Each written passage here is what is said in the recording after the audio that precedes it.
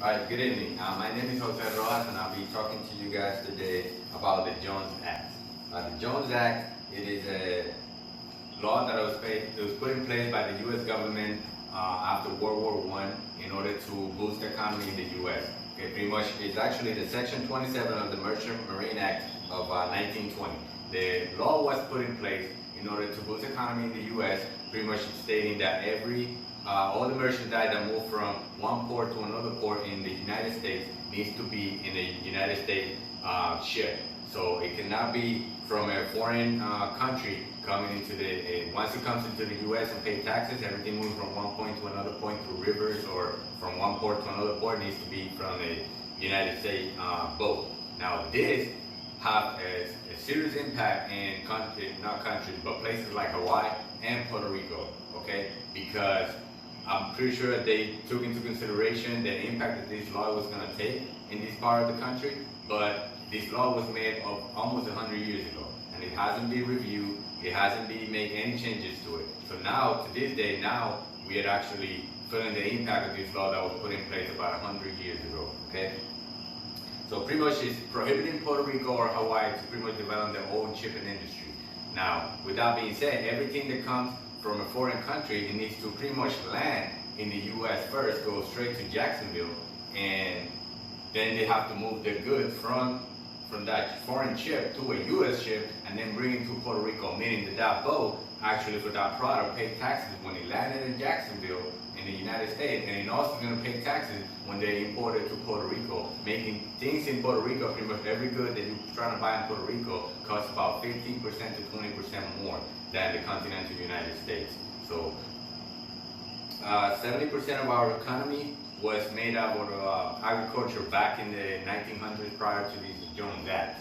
Then after this, then it's pretty much about 1%, about in today's days, about 1% of agriculture. Okay, so making us pretty much dependent on everything to be imported from the mainland of the U.S. And like I said, things are just more expensive because of it.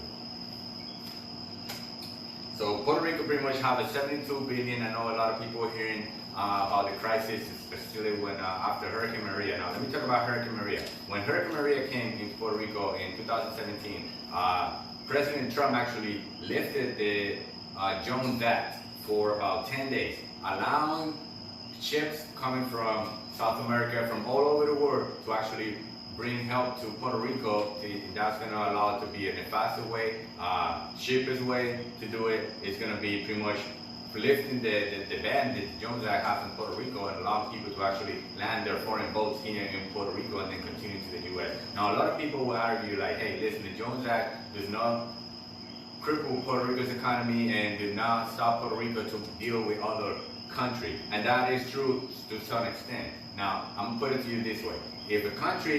If here in Puerto Rico want to eat a banana, so that banana is coming from Venezuela, right? Now that ship from Venezuela cannot stop in Puerto Rico, or if it's going to stop in Puerto Rico from Venezuela, which is they literally are neighbors to the south, it will be like short trip, come to Puerto Rico and go back. Now that's fine, but that means that from Venezuela you're gonna pay thousands of dollars just to bring those bananas to Puerto Rico when there's only about 3 million residents in Puerto Rico. Now, as a corporation, are you really gonna make money on that? Because once you land in Puerto Rico, you can't continue to deliver more bananas into the United States. You have to go back to Venezuela. So technically, as a corporation, it is better for me to actually deliver a bigger amount of banana to the United States because it's going to pay me more as a corporation, and then let them deal with the fact that they have to pay more taxes when they send those bananas that already passed through Puerto Rico to make it to Jacksonville, and they send it back to let them deal with the fact that when they send those bananas to Puerto Rico, they're going to have to pay tax again. So technically, we are being double taxed on everything that comes into Puerto Rico. So like I said, Puerto Rico have about $73 billion in debt. I know our economy is not being the best. There's some tax exception that the U.S. government had in place to allow corporations to come to Puerto Rico and actually manufacture goods and that kind of stuff. That thing just went away in about 2006. So now pretty much half of the manufacturers in Puerto Rico left the country because it was cheaper to actually go manufacture stuff in the United States, and pretty much the only thing that left in here was actually pharmaceuticals. There's pharmaceuticals all over the place in Puerto Rico, okay?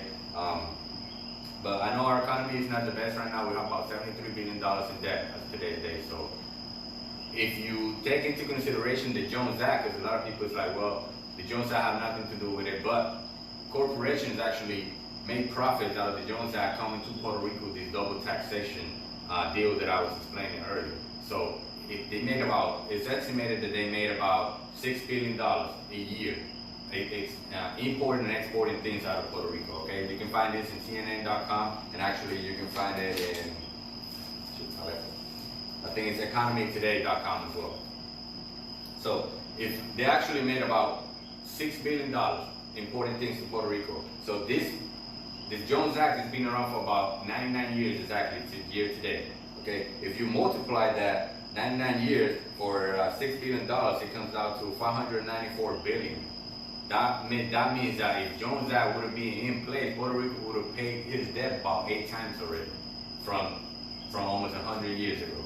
So that's something to take into consideration. If the Jones Act is not part of why Puerto Rico have a crisis, an economy crisis, then why when we have an actually natural disaster, why do we have to actually waive the Jones Act to actually allow for people in Puerto Rico to actually receive aid and actually rebuild the country faster? If it wasn't a fact, the Jones Act would cripple our economy, then there was no reason to actually have the need to actually lift it. That's my opinion, my personal opinion, what I've been researching. So I just think that it's a law that has been in place for about 100 years, and at this point I feel like it should be revised, or it should be amended in some type of way to actually allow countries or places like Puerto Rico and Hawaii to actually have some type of exception to this Jones Act and actually review it. It's not saying that you have to like completely remove it, because I understand the benefit that continental United States will have from the Jones Act, but actually definitely needs to be reviewed for the impact that it's having in places like Hawaii and Puerto Rico. And if you think otherwise, just come pay us a visit and you will realize that a gallon of milk will be about $9 compared to like $3 or $2 in Walmart in the US. So there's definitely an impact. I just think the law needs to be revised, and that's all I got. Thank you.